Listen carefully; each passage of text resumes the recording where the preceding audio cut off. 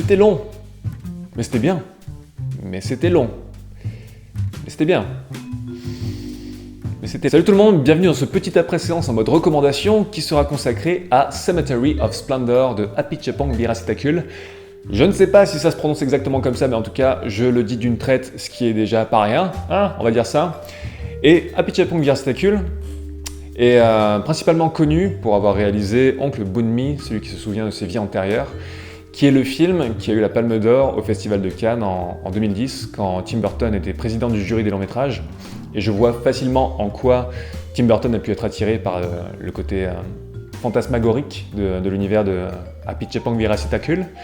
Et cette année, Apichatpong Weerasethakul, dont j'adore décidément dire le nom, nous revient avec Cemetery of Splendor, qui, comme son prédécesseur, évolue dans le domaine du fantastique.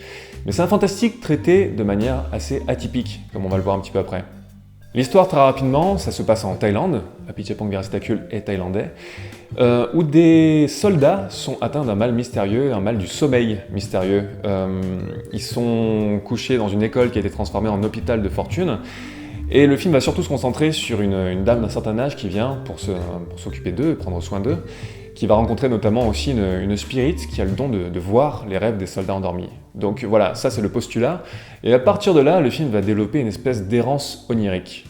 J'aime les films contemplatifs. Ça m'a d'ailleurs valu quelques débats un petit peu houleux avec certains amis et collègues, Timothée et Victor, bisous. Mais bien entendu, il n'y a pas juste un seul type de film contemplatif qui existe. Par exemple, on a d'un côté les films contemplatifs avec une espèce d'emphase lyrique et romantique, un petit peu à la Terrence Malick. On a les films avec une approche de la contemplation qui est plutôt psychédélique, sans concession et assez in your face, un petit peu comme les films de Kenneth Anger, comme Lucifer Rising. Et on a aussi les films avec une approche très austère. Et c'est dans cette catégorie-là que Cemetery of Splendor se trouve.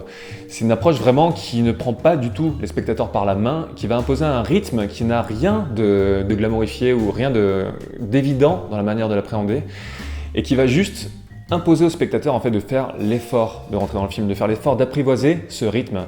Un des buts de Cemetery of Splendor, c'est d'étirer son rythme à l'extrême pour finir par créer un état de semi-éveil. Un peu comme finalement les soldats qui sont endormis dans le film, qui arrivent à se réveiller à certains moments, mais qui vont évoluer dans cette espèce d'entre-deux un petit peu étrange. Et c'est exactement dans le même état d'esprit que le film, par sa forme en tout cas, essaie de nous plonger. Alors je vais pas vous mentir, c'est pas exactement évident si on est habitué à un certain type de rythme ou si on n'est pas directement dans l'état d'esprit nécessaire pour appréhender Cemetery of Splendor. Ça fait partie de ces œuvres qui vous font prendre conscience de votre corps de spectateur dans la salle de cinéma où on est mis face en fait à certaines limites de patience, mais qui n'est pas une patience dans l'absolu, c'est certains conditionnements de patience, conditionnement par le rythme auquel on est habitué dans les autres films. Et faut être prêt à se défaire progressivement de ça. D'ailleurs, par pas mal d'aspects, ce film m'a fait penser à l'expérience que j'ai eue devant Jerry de Gus Van Sant. C'est deux films qui parlent de choses différentes et qui abordent leurs sujets respectifs différemment, mais qui se rejoignent dans une certaine approche du plan séquence et de l'austérité dans la contemplation, et qui se rejoignent aussi dans le travail, entre guillemets, de spectateurs nécessaires pour arriver à débloquer toute leur richesse. Bien sûr, il y a aussi toute une dimension politisée dans Cemetery of Splendor, c'est pas pour rien que ce sont des soldats qui dorment. Métaphoriquement, Apichatpong Weerasethakul nous parle de l'état de son pays, tout simplement. Et là, on rejoint aussi toute la dimension politisée du cinéma de genre et du cinéma fantastique, qui permettent, par des moyens détournés, de parler de choses bien réelles.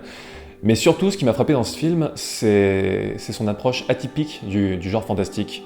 Le fantastique, à la base, c'est l'irruption de l'irréel dans le réel. C'est la manière dont le quotidien va être parasité par des choses qui dépassent la rationalité. Donc on évolue toujours sur la lisière entre le surnaturel et la folie, sans qu'on sache exactement de quel côté bascule l'œuvre. Il y a toujours cette espèce de confusion et surtout cette confrontation entre ces deux réalités. Et avec Cemetery of Splendor, on n'est plus du tout en fait dans ce côté dual, on n'est plus du tout dans cette confrontation de ces deux réalités. On est dans un monde en fait où ces barrières-là se sont écroulées et où ces deux réalités sont fondues l'une dans l'autre. Et c'est pour ça que Cemetery of Splendor arrive si bien à développer cette atmosphère onirique. C'est parce qu'il se passe dans un monde où les chimères sont là, elles font partie de notre monde, elles sont considérées comme un acquis. Et surtout, elles sont traitées à l'image exactement comme le reste. Il n'y a aucune manière de différencier en fait le réel de l'irréel à l'image, ou ce qui pourrait être cette segmentation classique dans le fantastique. Là, on évolue dans un monde où des déesses peuvent apparaître sous la forme de nanas qui s'annoncent comme telles, qui sont acceptées comme telles, sans qu'il y ait juste une espèce de marque d'irréel à l'image ou un phénomène surnaturel qui accompagne leur apparition, rien de tout ça. On est vraiment dans cet état d'esprit-là et c'est assez rafraîchissant, assez déstabilisant, mais aussi assez rafraîchissant.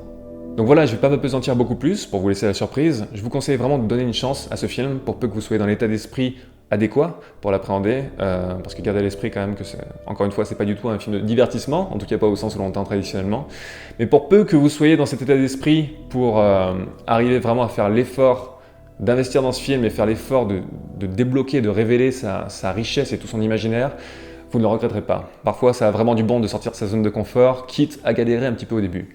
Quant à moi, je vous dis à très bientôt.